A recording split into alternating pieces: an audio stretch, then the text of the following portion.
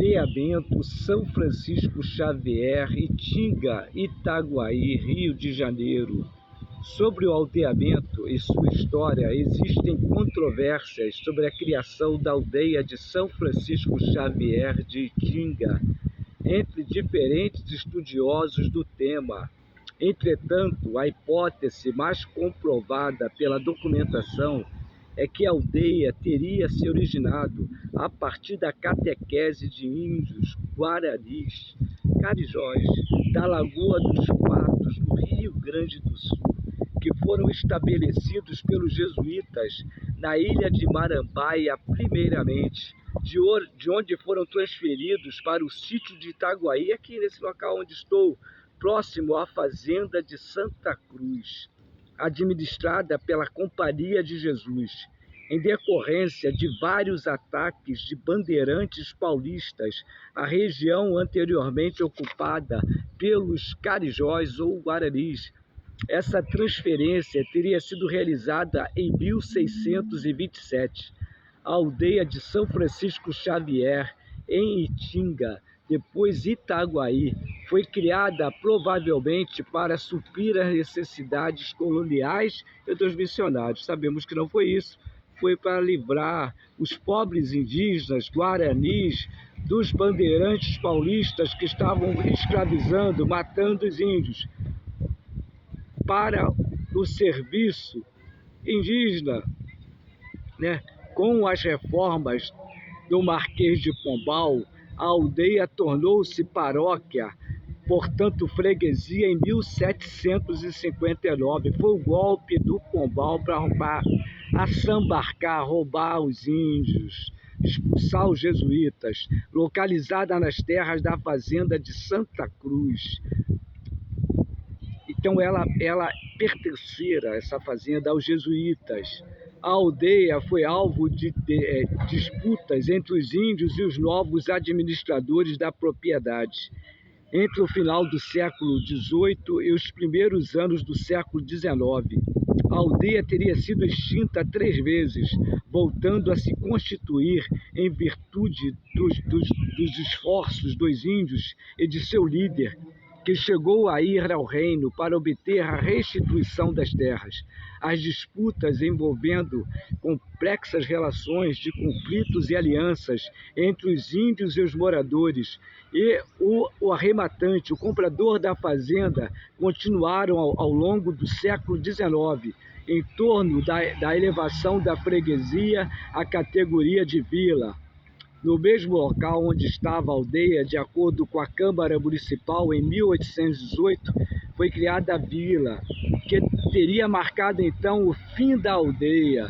Porém, o aviso régio de 1824 ainda atendia à solicitação do líder, do índio Tomás Lopes, e concedia a porção de terra da fazenda de Santa Cruz para que os índios fizessem suas plantações. No mesmo ano, no entanto, uma portaria do imperador os considerava cidadãos, o que significou o acesso individual a pequenos lotes nas terras do aldeamento.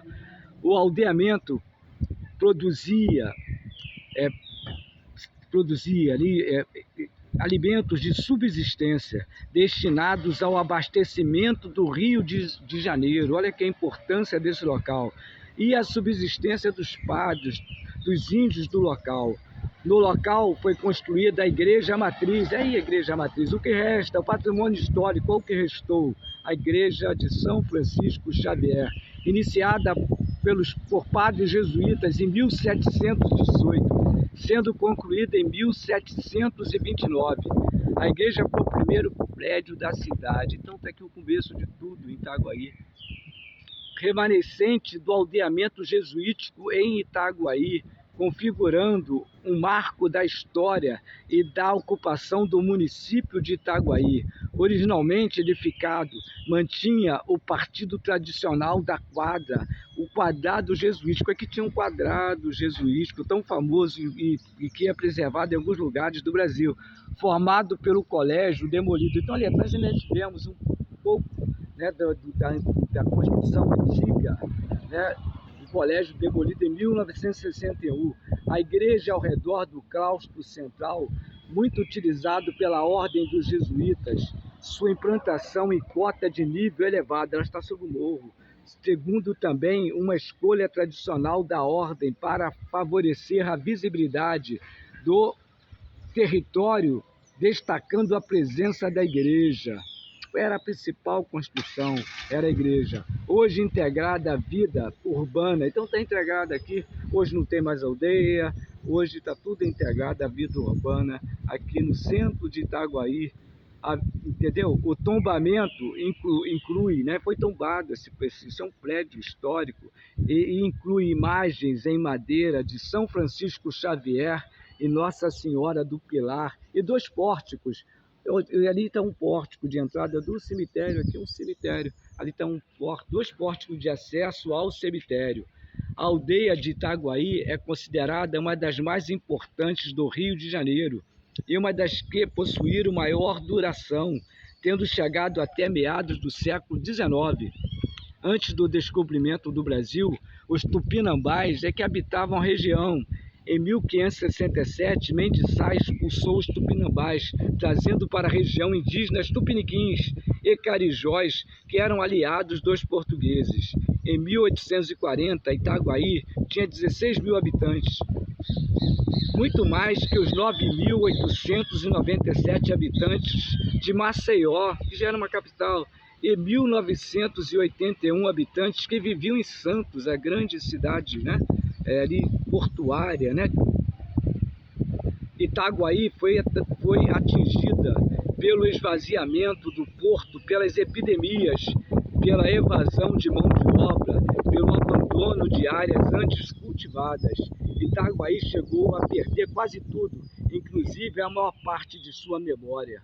Hoje Itaguaí dispõe da mesma vantagem experimentada no período regencial. A estratégica localização nas confluências dos principais centros econômicos do Brasil, Rio e São Paulo. Então está aqui o que restou, na verdade, só esse patrimônio que é a igreja, né? Então a gente lamenta. Está aqui o portal, aqui tem também, atrás de nós aqui, essa construção, né?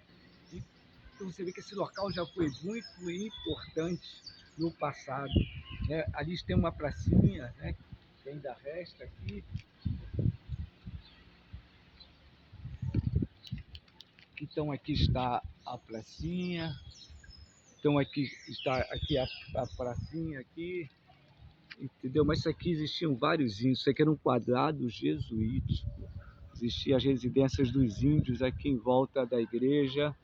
Hoje já não existe mais, né? Os índios perderam o que fora deles, né? Por direito, né? E infelizmente acabou. E a gente, né? E a gente então quer mostrar aqui uma obra de arte aqui, que eu comprei hoje aqui da mão de um indígena, né? Lá de Vitória, né? Lá de Santa Cruz, do Espírito Santo, né? Estava aqui vendendo essa produção artística. Então a gente vê os índios com a cultura, né? Já naquela época de artesanal, pintura. Nós vemos isso lá em Anchieta, em Heritiba, aquele retábulo lindo dentro da igreja, feito pelos índios. E aqui nós vemos então o que restou, né? Essa influência indígena, né? Do artesanato, da pintura, da escultura, coisas que ainda restaram, feitas pelos jesuítas, mas, né, não tem mais os jesuítas aqui, infelizmente. Não tem mais os jesuítas aqui, infelizmente. Pausou? Então eu estou entrando aqui no cemitério, né? Olha esse portal ainda, entendeu? Antigo, né? E então a gente vemos, né, o remanescente, né, daquilo que já existiu, tão importante, de glorioso aqui, é um cemitério, né? Então nós vemos aqui, lá no fundo, né, aquela linda serra, né? Essa visão que os índios tinham dessa região, que lugar privilegiado, né? Privilegiado, né, que foi esse local aqui. E eu quero até pontuar aqui, entendeu? Esse mausoléu aqui, Saudade Eterna, Diocese de Itaguaí, Congregação servos da caridade, Padre Isodoro Martins, que faleceu em 5/8/1928, Padre César Begesi, que faleceu em 25/5/1977, Padre Lauro Pereira de Oliveira, que foi sepultado aqui, faleceu no dia 22/11/92, e Padre Mateu Materazzi, que está aqui, entendeu? Faleceu em 9/7/2011. Então eles vieram ser sepultados aqui, e aqui nós vamos até, entendeu? Essa cruz, esse símbolo do cristianismo, importantíssimo, e aquela linda serra lá atrás que os jesuítas e os índios podiam contemplar, né, no passado, né? Olha que serra linda, que visão maravilhosa que eles tinham, né? E que eu estou tendo o prazer, né, de ter essa linda visão. Que árvore bonita, aquela árvore aqui também, que se mantém ali. Olha que paisagem gloriosa, né, que existe aqui dessa serra. Então, vale a pena, né? Vale a pena preservar, vale a pena manter, né? Entendeu? Essa história viva aí do trabalho de evangelização, esse trabalho de formação da cultura, né, cristã no Brasil, feita por esses jesuítas no começo, depois o pessoal da diocese ali, como eu mostrei. Então é um trabalho importante feito pelos cristãos que estão nessa nação, né? Católicos, protestantes, evangélicos, né? E todas as pessoas de bom coração que têm a fé cristã e propagam a semente do evangelho nesse país.